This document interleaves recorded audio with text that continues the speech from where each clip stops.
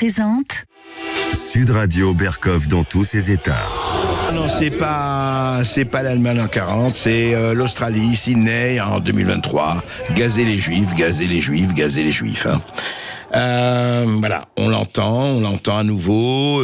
Encore une fois, comparaison n'est pas raison. L'Australie n'est pas l'Allemagne d'Adolf Hitler, mais il se passe des choses quand même assez,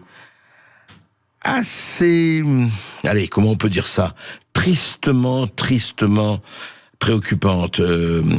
Depuis jeudi dernier, la police berlinoise a recensé les tags d'étoiles juives dans les rues de la capitale allemande, à Berlin.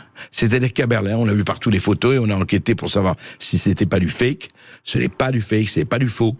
C'est-à-dire que vous avez des appartements, vous avez des portes où il y a des étoiles juives. Et ce qu'il y avait, effectivement, ça rappelle des images, des actualités des années 35 ou 40, en Allemagne, justement.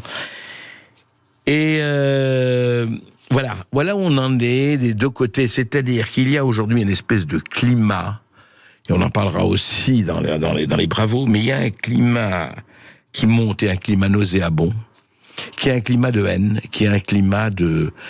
C'est-à-dire que ce n'est pas une question, il faut le dire, de nazis et de bicots.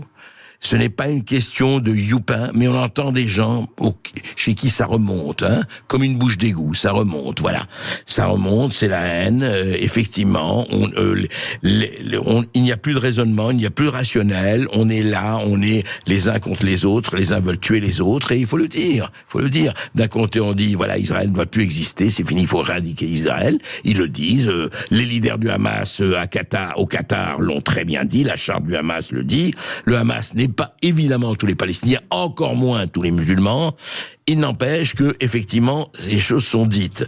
De l'autre côté, effectivement, un président israélien qui parlait d'animaux humains, ce n'est pas non plus quelque chose qu'on peut entendre comme ça sans réagir.